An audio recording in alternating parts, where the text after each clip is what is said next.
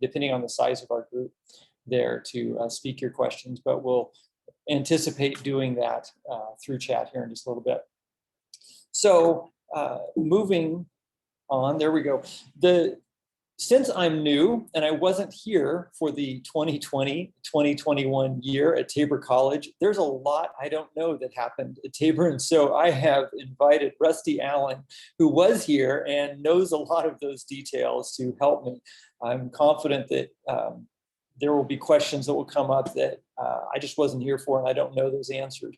And some of the items in our report, Rusty is much more prepared and able to speak to those items. So I appreciate Rusty being on and sharing this duty with me.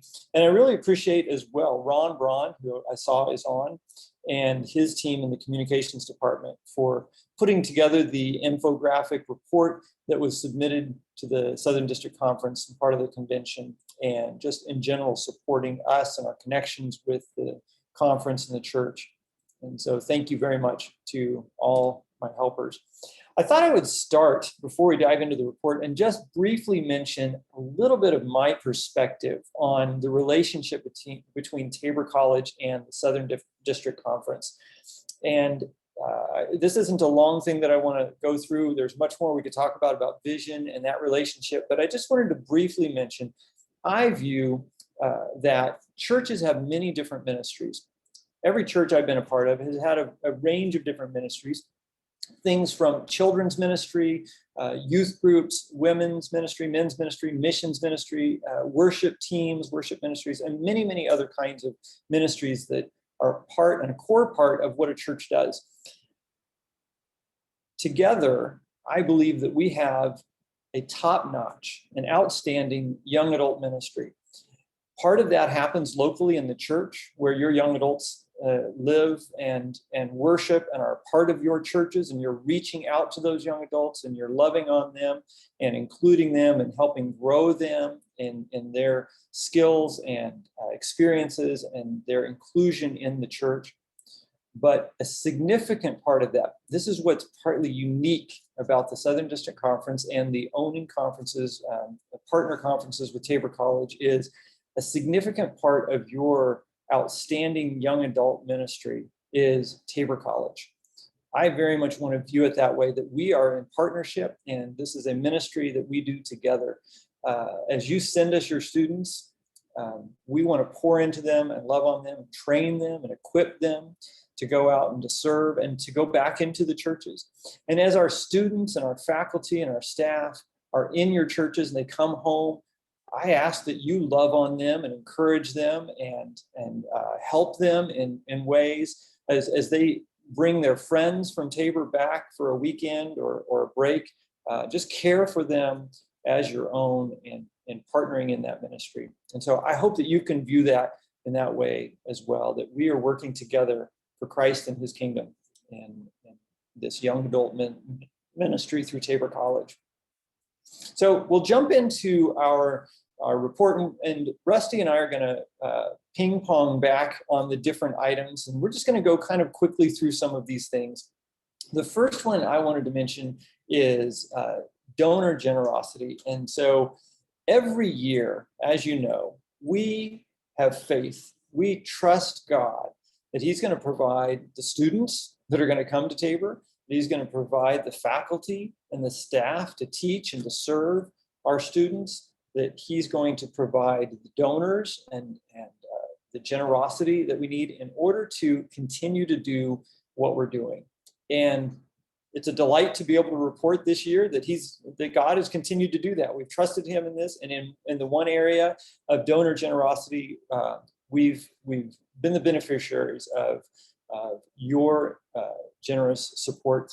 We have the Tabor Fund, which is basically unrestricted gifts. These are the funds that just help us keep the lights on at Tabor, help us pay the bills and pay salaries and just continue operations. There's a gap between what students pay in tuition and room and board, our all-inclusive pricing, we'll talk about that in a little bit, and what it actually costs to run the college. And the Tabor Fund is key to bridging that gap. And this is something that's not unique to Tabor. Every college, every university, even public ones, have that same kind of a gap.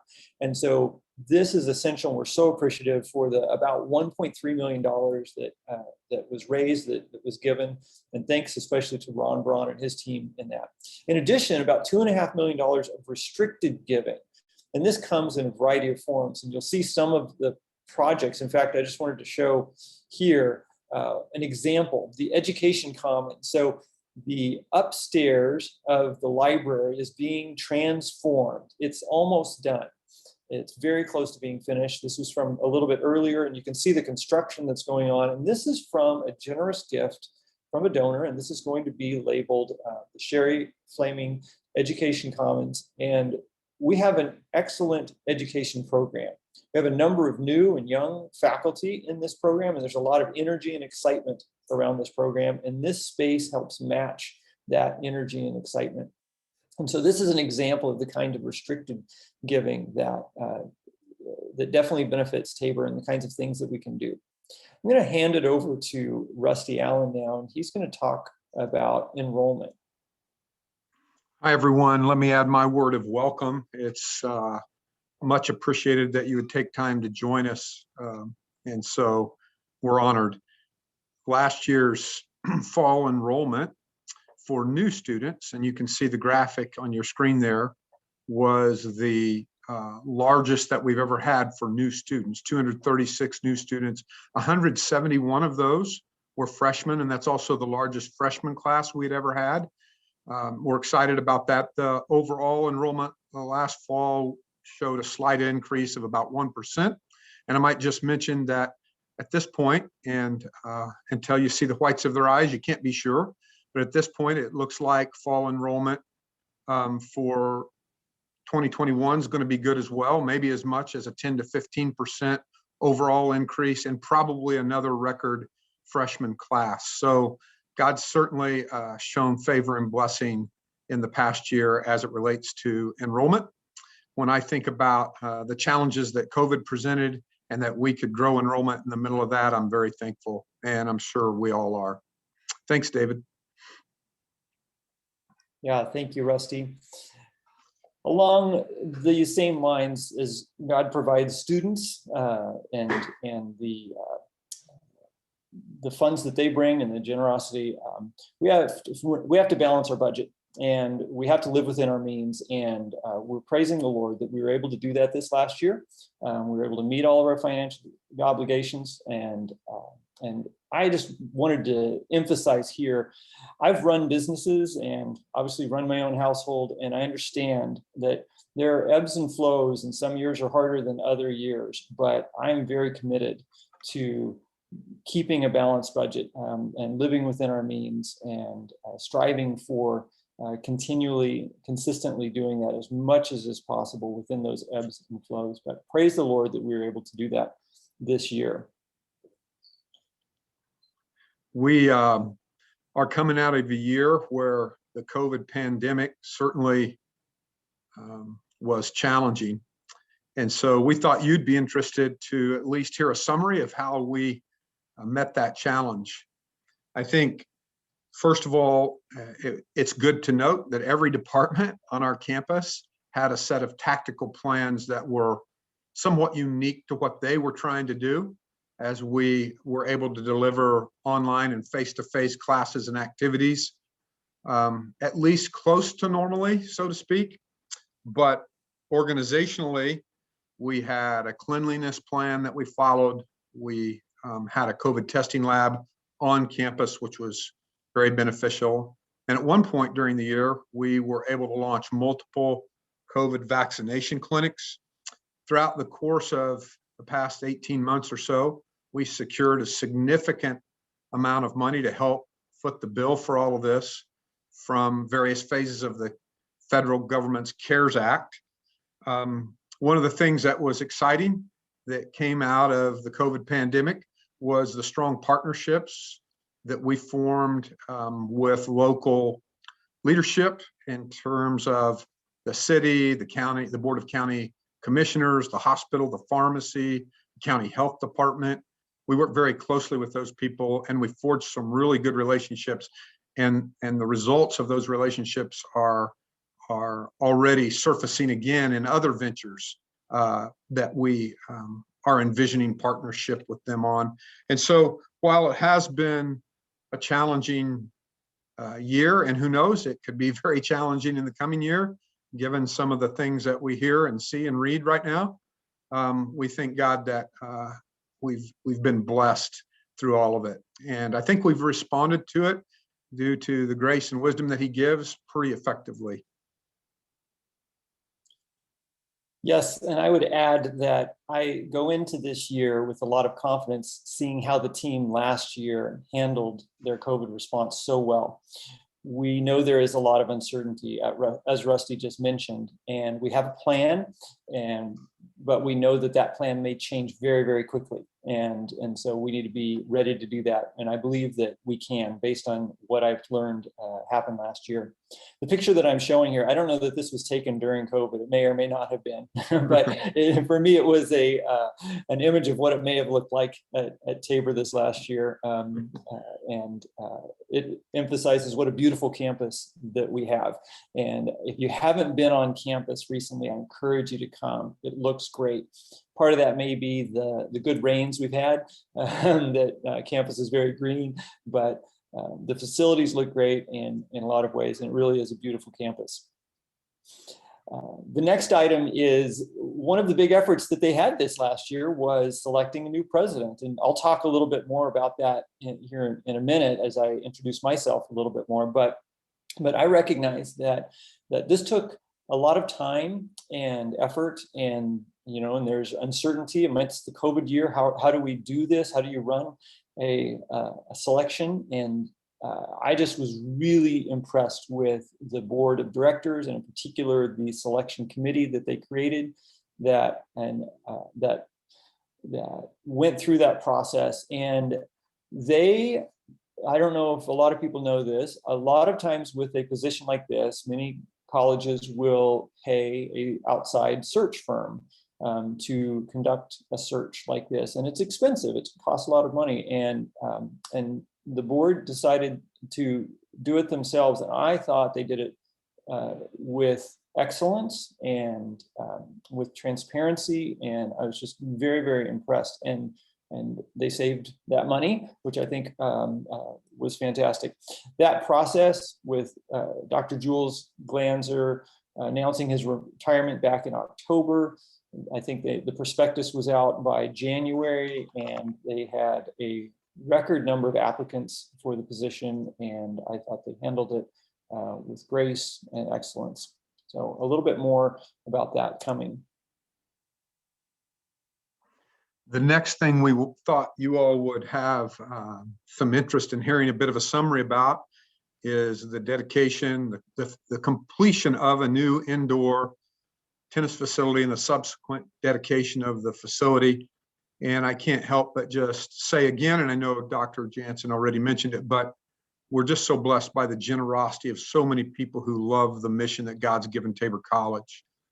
And so this facility has 2 regulation indoor courts and a restroom facility with a small space to stand off to the side and watch what's going on. It allows our players primarily to practice when the weather's really cold outside. And it's very unique, right? The only small college in the state of Kansas that has a facility like this on their campus is Tabor College. So that's exciting to us. It's going to help us with recruiting and retention. It's also going to have the benefit of taking some pressure off of scheduling in the campus recreation center during cold weather. Our teams don't have any other place to practice. And so now that we have both an indoor baseball training facility and indoor tennis training facility, teams can be done by 9 or 10 at night instead of midnight or 1 in the morning with their practices when the weather gets really cold. So I know the head coaches and the players really appreciate that. And again, we're just so thankful for the generosity of our donor base to make something like this possible. One of the very important areas of a college is the scholarship and the professional development of its faculty. And some of you know this is where I've been for some time. And so I am an academic in many ways, and very proud of our faculty this last year. They reported 22 different presentations or published works during the year. And I know this is small and hard to read here, and I don't expect you to read all of the details. This is just a small sample of those that were reported, of some of the good work that is going on. What this doesn't show is we had a few faculty earn their doctorate this year, which will be celebrated and we're excited about. And one example here is Melinda Rangel, who you can see she presented some of that work and defended her dissertation in April.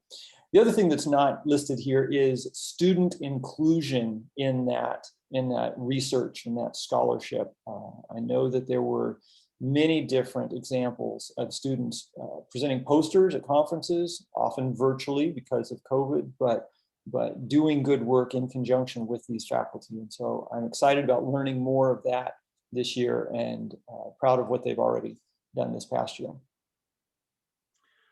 I note that Dr. Jules Glanzer, former president, is on the call. And I remember a few times during his tenure, him saying, it'd be neat if we could have a national championship before I retire. And I think he probably had in mind a team championship, but just on the twilight of his tenure here, Tabor did get their first national champion. And you can see in the next slide, Kaylee Dill, who is a female shot putter at Tabor College. Actually was a senior, so she's graduated. And she went into the NEI National Outdoor Championships rated with the 9th best throw in the country, but she just happened to hit it just right. And she won the national championship in the women's shot put this year for Tabor's first national champion. So it was really exciting. A group of people were able to meet her when she came home at the airport from Gulf Shores, Alabama, and it was a lot of fun. So we're proud of her, and we continue, even in this presentation, celebrating that achievement. Congratulations to Kaylee and to Coach Croker and the track and field team. One of the really exciting things that's happened recently at Tabor is this Tabor 20 program that many of you know about, but it's really worthwhile to highlight in this context on this day after the Southern District Conference convention, and to recognize that partnership that we have, that this program is for MB Church students, and it's working. You can see here that we enrolled 32 new students this last year from MB churches. This is a significant scholarship grant that is provided to them, and we believe it is already making a difference in the culture of campus, and we look forward to seeing many, many more students come from our churches. And so encourage you to encourage those students and their parents to consider Tabor and to see what a great, how much we value them through the scholarship. Thank you, President Janzen. And before I talk a little bit about our new, most recent Master of Education program, I want to go back because Dr. Janzen mentioned congratulations to Coach Croker as well. And not that Kaylee's national championship necessarily solidified this, but he was selected by his peers in the Kansas Collegiate Athletic Conference as Women's Outdoor Track and Field Coach of the Year. So that's pretty neat that those two things happened in the same year. But we did launch a new master's program in May, late May. It's titled Master of Education in Neuroscience and Trauma. It prepares people to know how to respond with poise and effectiveness to students who have suffered trauma in their lives. And it takes the brain science that we have available, and it contextualizes it within working environments with young people, children, and those in their early teenage years. And so we thought it would be pretty popular. It's a very unique program. I know Dr. David Stevens, who is the program director and who wrote the curriculum and envisioned it, had tried to launch it at several other universities prior to coming to Tabor, and it never got off the ground. Not sure which hoops it didn't pass through, but here it passed through all the hoops. And we thought to ourselves, well, if we could launch it with 12 new students, that'd be great. And as you can see in the photo, at that cohort size exceeded our expectations. And there were some pretty rigorous admission requirements for this program. So to launch it with 34 new students was really exciting. And that's the most successful launch of a new academic program, at least since I've been at Tabor College. And we see great things for the future of this program. We believe it has a great chance to become nationally known and gain a bit of a national reputation. And we're working on the comprehensive marketing plan to that end as we speak. So if any of you know people, or if you yourselves are interested in this program, please reach out to us via email or call our admissions office, and we can share more information with you. Excellent. Thank you, Rusty.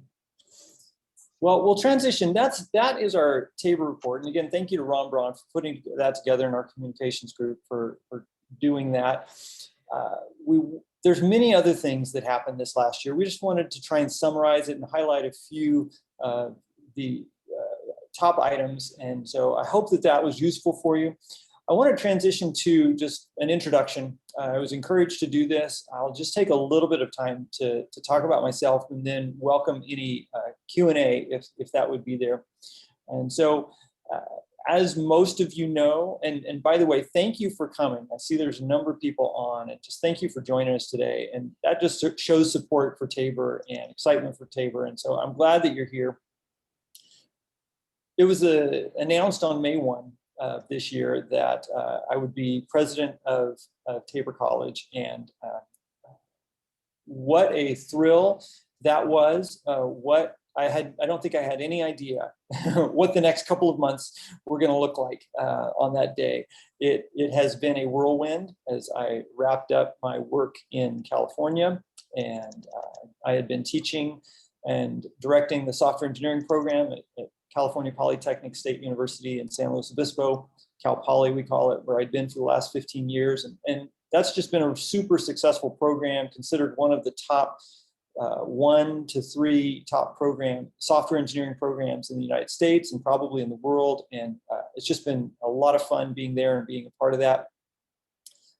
So we were on the quarter system, and so I was teaching and giving finals clear up till the middle of June, and trying to wrap some things up there, and with a company that I've been running and figuring out whether to sell a house and all of that, and then making our transition here with the goal of July 1. So communicating with Dr. Jules Glanzer, and he just has been such a blessing in this transition, and so gracious and kind with information and encouragement. So knowing that he's on, I just really want to recognize Dr. Glanzer, President Glanzer, and for his role, and obviously for him finishing out a tenure of 13, almost 14 years at Tabor, and appreciating how he has served Tabor so well during that time. In that transition, I have been overwhelmed with the welcome that I've received from people working at Tabor.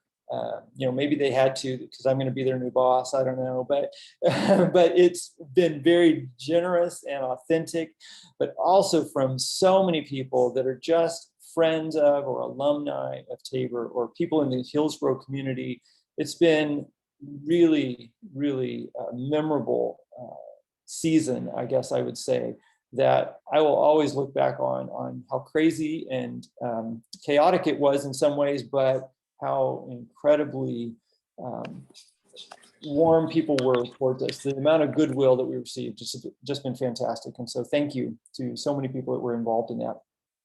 My background, I mentioned a little bit academia. Mostly I have taught in the university system for some 25 years, but During that time and before that time, I've also spent a lot of time in business and doing entrepreneurship. I worked for Sprint for a number of years after doing my master's degree, and led a group doing some expert systems work and artificial intelligence work and fraud detection, and thoroughly enjoyed that. Throughout my academic career, I've always been a builder, a doer. I really like building software that makes a difference in people's lives. And so starting companies and consulting with companies and helping other companies has really been a lot of fun over the years. At Cal Poly, I was a faculty fellow with their Center for Innovation and Entrepreneurship. And that was one of my favorite things to do, is helping students and community members start companies. And I'll share more about this later in the year. I'm going to speak in the X Audio lecture series that's going to happen in late October. But one of the things that changed in my life is early on, I viewed entrepreneurs as people who were perhaps greedy and selfish and just wanting to become wealthy and enjoy life and very focused on themselves. And I have met a few people that are that way. But what I've come to realize is entrepreneurship is not that. It's an essential element of if we don't keep creating jobs and starting companies and growing those companies, people will not have jobs. Companies are closing all the time. And it's not just about being able to have an income and support ourselves and support our communities, but it's also a huge ministry opportunity. It's an amazing thing to be able to create a company and give people jobs and use that platform, that context, to share the gospel, to serve people, to tell them about Jesus, to encourage them in their walk with the Lord. And so I've become very passionate about helping people start businesses and economic development. And so I'm eager to see how that plays out at Tabor. We're starting to talk about a number of things there. There's a lot of opportunities. We're exploring some grant possibilities. It may involve perhaps building a building and putting energy into some academic programs. And so I've been pleased that a lot of that thinking has already started. I'm not the only one bringing that. And so the executive team at Tabor has already been thinking in that direction, and the board as well. And so I'm excited about what may be to come here with that. I've also been very involved in church over the years, and as a lay leader, as an elder in churches, and so that's an important part of my background. As many of you know, I went to the public university viewing that very much as tent making, as going into a place where the state was paying my salary, but I was primarily there to share the gospel and encourage Christians in their walk and mentor and disciple people. And that was a fantastic experience. And I was particularly involved with a few groups like Asian American Christian Fellowship and Chinese Christian Fellowship, and really loved those environments, those contexts and those groups of students. Few words about vision. There's so much that I could say, but I'll keep it really brief here. You can see a list there that my vision is broad and is still coming into focus for being articulated, but I'm very interested in, first and foremost, keeping to the mission and vision of Tabor College and furthering that. I believe in the mission. I'm so excited about being a part of Tabor College because I see that its mission and vision are real and have been, they've been practicing it and working it out, and that it's effective. And I genuinely believe that the Tabor College experience is the best way for a student when we offer, especially when we offer the academic programs that they're interested in, but for that student in those transitional years from about 17 to 22, as they're maturing and gaining independence and figuring out their faith and who are they and what do they believe and what are they going to do in life and who are they going to spend their life with. Tabor College is such an amazing environment for that to happen. And so I'm excited about being a part of that. Very interested in academic quality. I'm interested in excellence from in a wide range, from communications, from the worship team, the chapel services, the academic program, the athletic program, our fine arts program, everything we do, wanting to be as unto the Lord. I mentioned in having a vision for innovation and entrepreneurship and activities there. Spiritual vitality on campus is going to be a key focus of our time. And part of that will be in mentoring and discipleship. Some of that organic, some of that a little more intentional, as well as a professional mentoring. And so watch for opportunities. I really want to invite friends of Tabor who are alumni or not, but to have opportunities to pour into the lives of our students and our faculty. We have an example already coming up in just a couple of weeks. I've invited Carrie and Jean Johnson, who recently have retired from their work at KU in Baker. And you may know Carrie Johnson is a son of Bill Johnson, longtime science faculty at Tabor, and they're going to come and spend some time with our science and math faculty and just sharing from their experiences of a career of teaching and doing research. And I look forward to doing that with and setting up opportunities like that with a variety of our faculty and staff and even coaches. Finally, global relevance. I've been fortunate to do a study abroad and travel a fair amount, and I recognize the value of having a global perspective and seeing things from the eyes of another culture, and also the opportunities of ministering and working and furthering God and His kingdom, not just in our own communities, but around the world. And so wanting to have a focus there. And then finally, as I mentioned, church connection, very interested in leaning in to our relationship with our constituent churches and seeing that partnership grow and thrive. So those are just a few items about myself. I want to mostly end here before we go to Q&A time with just an invitation. Come. I invite you to come. There's many different opportunities at Tabor for you to come and be a part of what we're doing.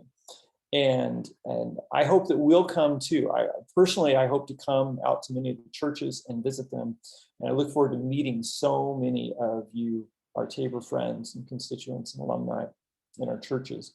But as you have opportunity, I invite you to come. Students are starting to arrive this week. Our football players come first on Wednesday, and then on Friday, we're going to have a number of others, volleyball and cross country and some other sports.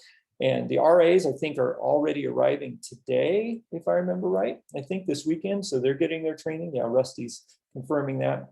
So the somewhat quiet campus, we've been very busy this summer, but without so many students, when you walk across campus, it feels a little more quiet. That's all going to end very soon. And it's going to be alive and exciting again. And I really look forward to meeting so many parents and students that are coming.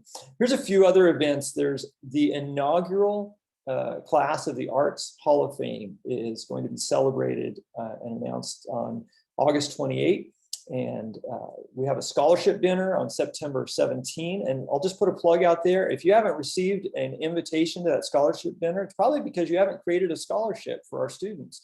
And so that's an opportunity. We would love to. This is just so important. I don't know if you remember, if you went to college, if you went to Tabor, but I remember going to Tabor, and I remember being very poor at the time, not being, there was no way that I could afford to pay for Tabor myself at that time. And those scholarships were so important. And so I invite you to come alongside and help the next generation to be able to afford that important education at Tabor. And so this is an opportunity where we bring in people representing those scholarships, and they get to meet many of the recipients of those scholarships. And an inauguration is going to happen on September 24. And I just want to emphasize, I see that so much as a celebration of Tabor.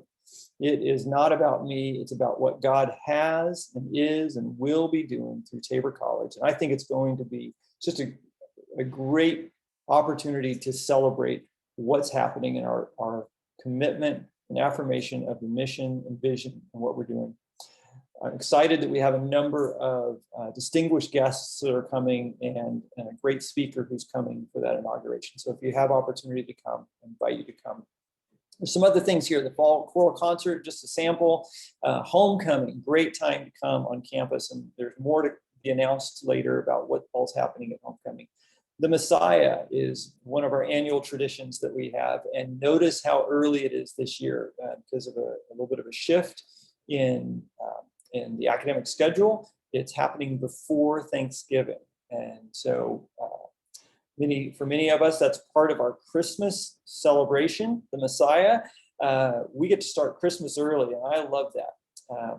We sometimes start in July in our family. We love Christmas, but November 21, encourage you to come out. And then there's lots of other things. There's many things I didn't list. There's athletic competitions. There's chapels that are happening every week. And one of the things I wanted to emphasize here is many of these things require tickets. A lot of times they're free. Most of the times they're free, I would say, but especially things that are in Rickert Auditorium and in the Performing Arts Center. And so here's the link, and you can also find this at Tabor, and you'll see this show up in some of the emails that go out for particular events. But I encourage you to make sure that you do sign up and make sure you get a space for a lot of these things. Okay, I will stop my sharing and love to transition so that we can see each other. And I'll go to the chat. Now is an opportunity. Yeah, thank you, Rusty, for putting that out there. Feel free to start posting questions now. If there's anything that you would like to ask of me or of Rusty or just in general about Tabor, looking at the past, looking at the future, we welcome to hear from you.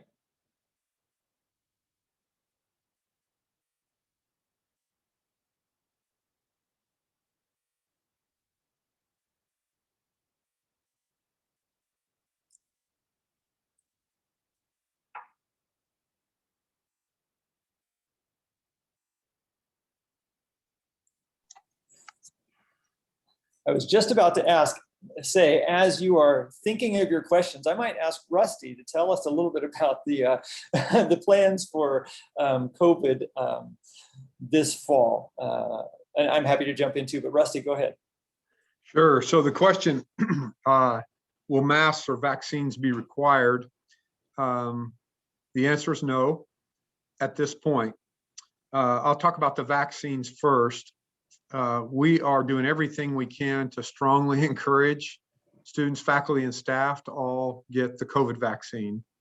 One of the things that we're hanging our hats on is that, especially with college-age students, convenience is king.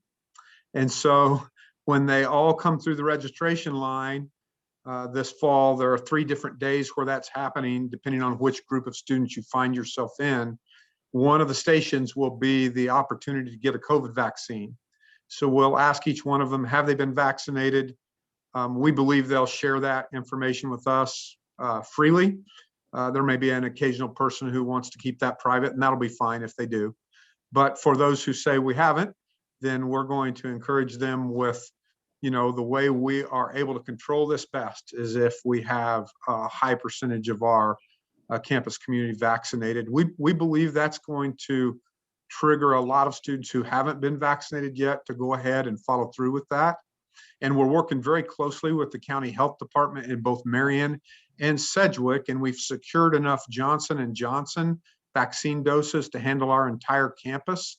The reason we think that's important is because we think students, when they know they'll only have to get 1 shot for a variety of reasons, would be more likely to say yes if they're hesitant than if they have to have 2 shots. As it relates to masks, we, quit requiring masks last April 1st. And we announced it on April 2nd so that it wouldn't be received as an April Fool's thing. But nonetheless, it worked really well for us. So we're going to start the year that way.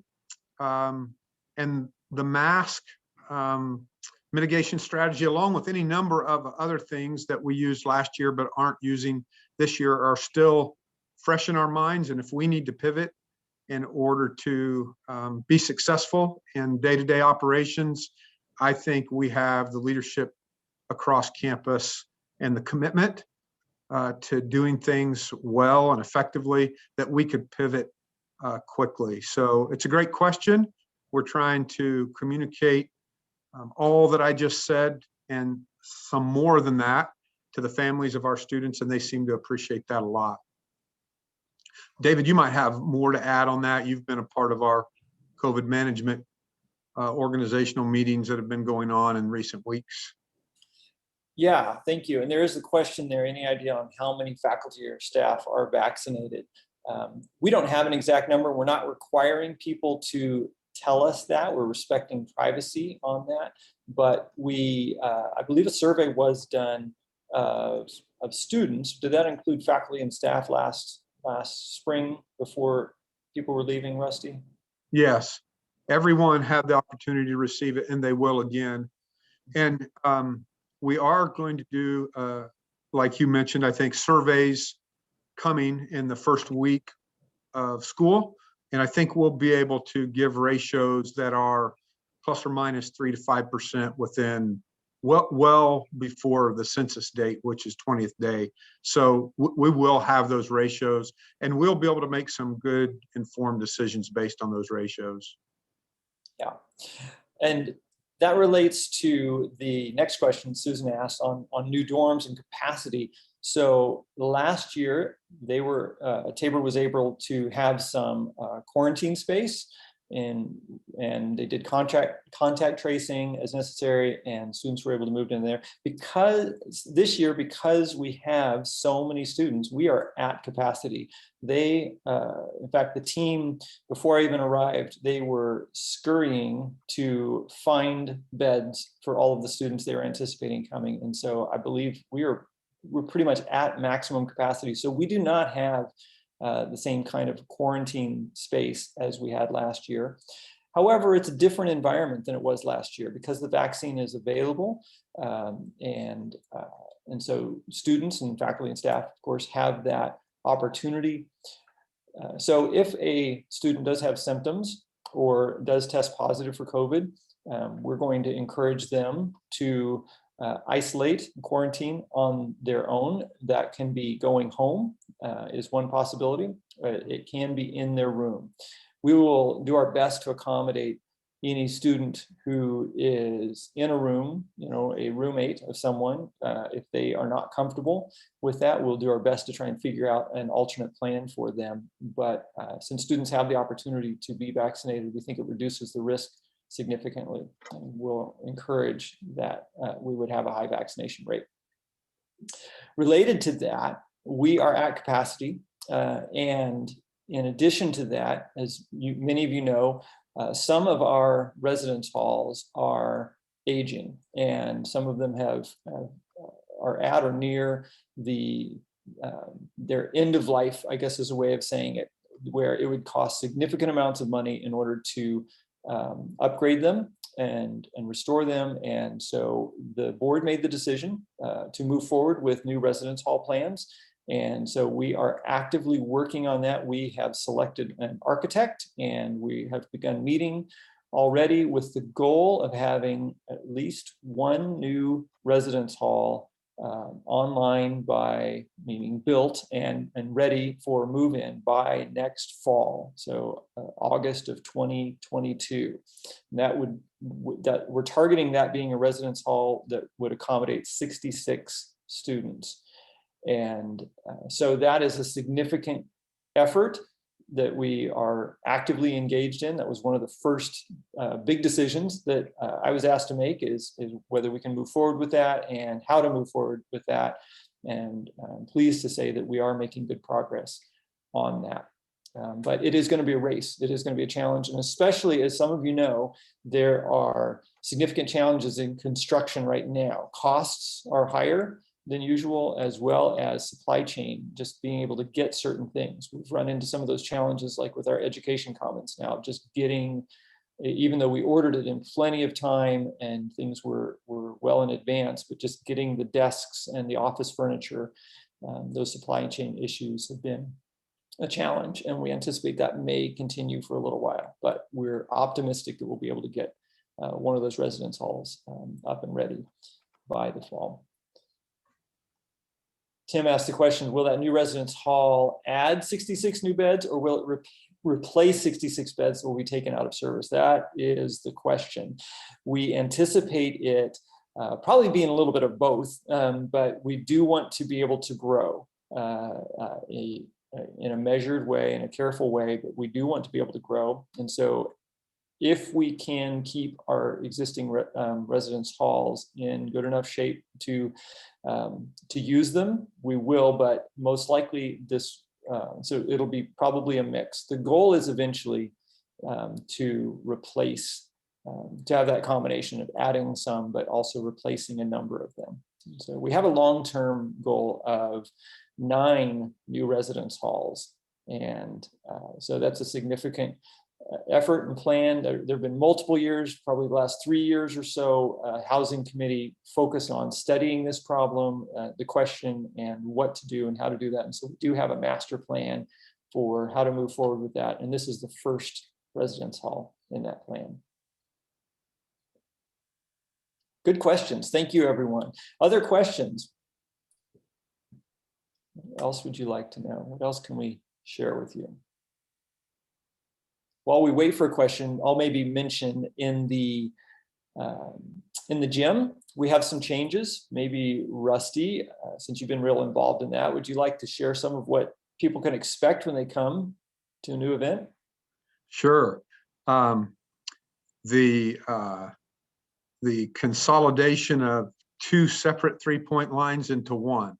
But I bet that wasn't the question you were asking. No, it isn't.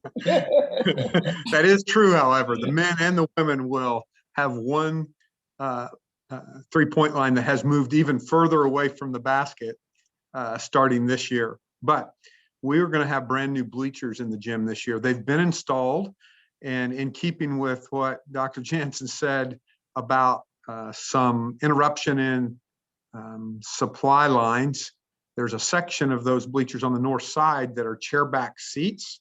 They are manufactured in China, and we don't have them yet. And I am getting a little bit anxious about that, if I'm being honest, because we have a home volleyball match here in just about 3 weeks or so. But other than that, they're installed.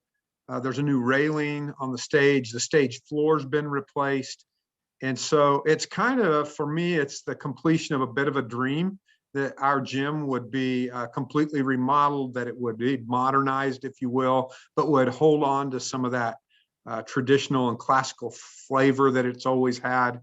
And so, yeah, it's exciting. And a lot of people, again, generously gave to make that possible. And so we're finally seeing it come into fruition.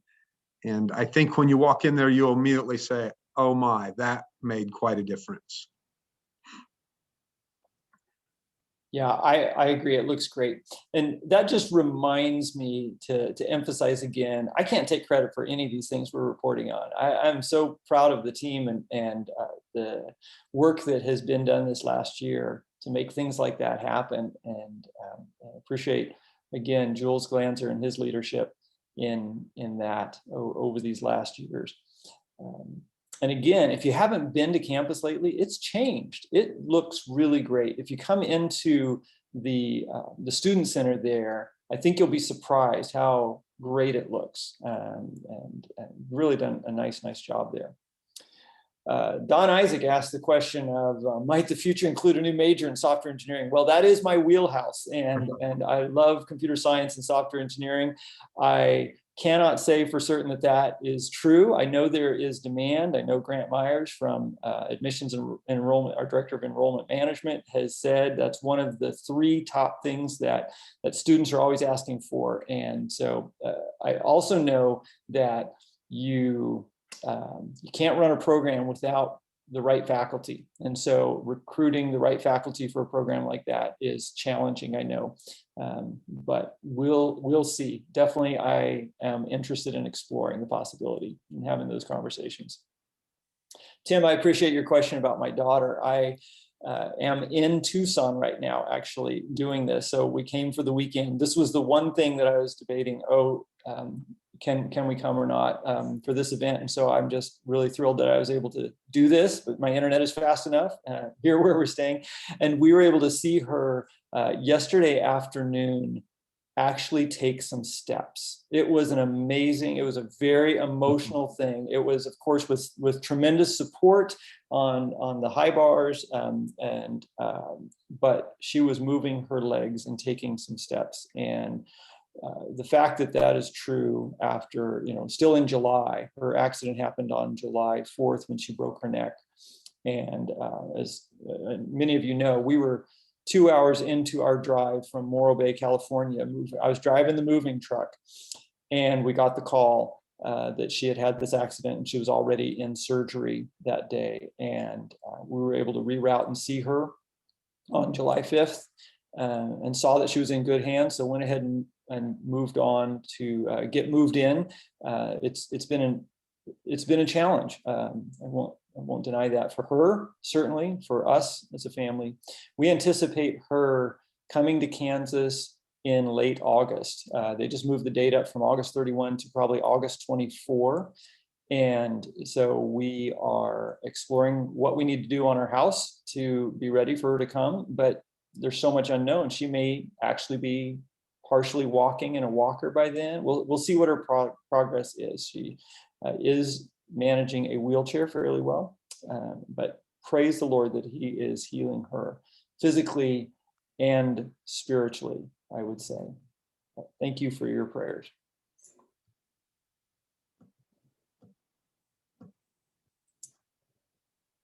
We have a few more minutes. If there's anything else that anyone would have, happy to talk about different topics.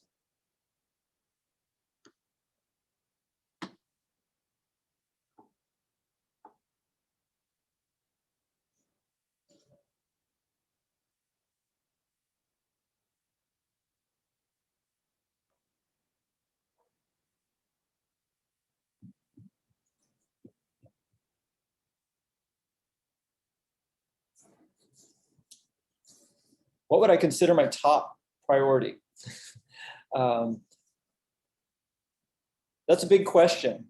There's so many things to focus on and going many different directions, but I would say first and foremost, it is the spiritual vitality of campus. I would say if we're not genuinely keeping to the mission and the vision, which is centered on Christ, our tagline of decidedly Christian, if we don't keep that as our focus, what's the point? I think in my mind.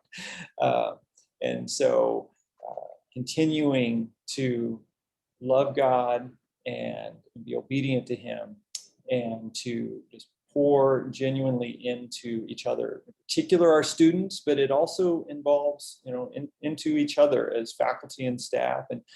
And part of what I love is the whole Tabor family. And that's broader than just who's on campus. It's a very broad family and community. And it's one of the things I'm most excited about in coming into this role is I just see every aspect of it as being spiritual. Every conversation, whether it's welcoming a new parent, with their student coming for the first time, or obviously being in chapel, praying with the student, being involved in spiritual life on campus, but also in how we teach and what we teach and how we send out communication, going and asking for money, for scholarships and buildings and the Tabor Fund. Those are spiritual conversations because it's all about what Christ is doing and it's furthering Christ and his kingdom here on this earth. And so I think that's my top priority. There's so many second tier priorities, though. the list is long.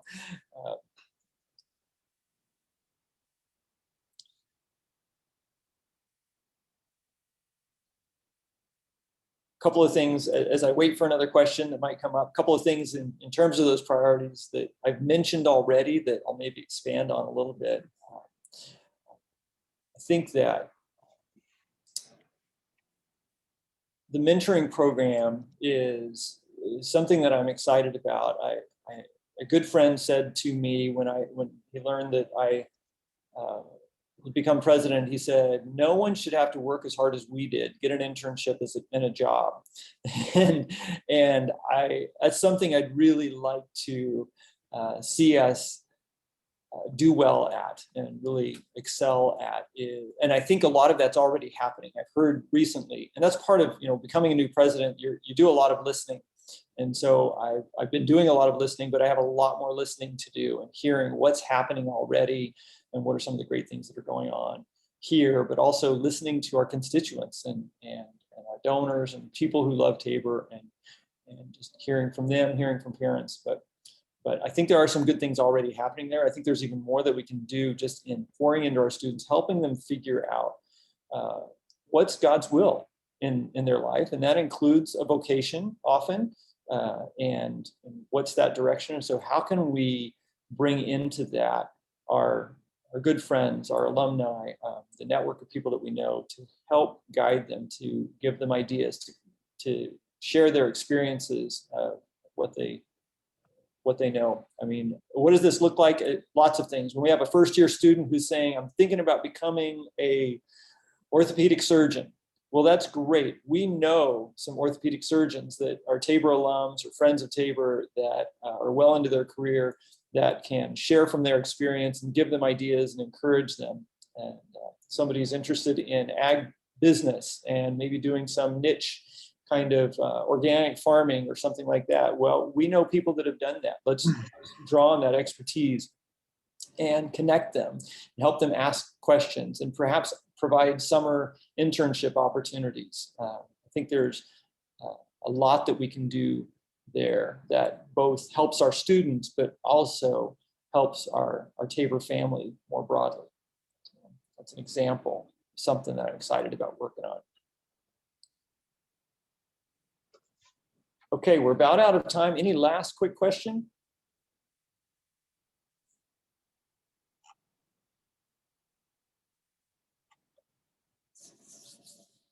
All right. Well, not that we had a strict hour that something else is going to happen, but I will go ahead and close it up. I want to just say my thank you to you for joining, for loving and caring about Tabor, caring about each of us as individuals and people. We covet your prayers. Please pray for us as an institution, as a movement, as individual people. We very much need that, and tell us how we can pray for you as well. I genuinely look forward to coming out and meeting so many of you, and I'm so appreciative for the opportunity that the board has given me, and such a privilege working with the people that I have to work with. I see a number of faculty and staff that are on here, and as I mentioned already, Rusty, thank you very much for helping today with this, and Ron was setting some of this up, and Mike Clausen from the communications department helping set this up. So it's just a joy working with these people. And so thank you very much. And I wish you God's blessing as you go out.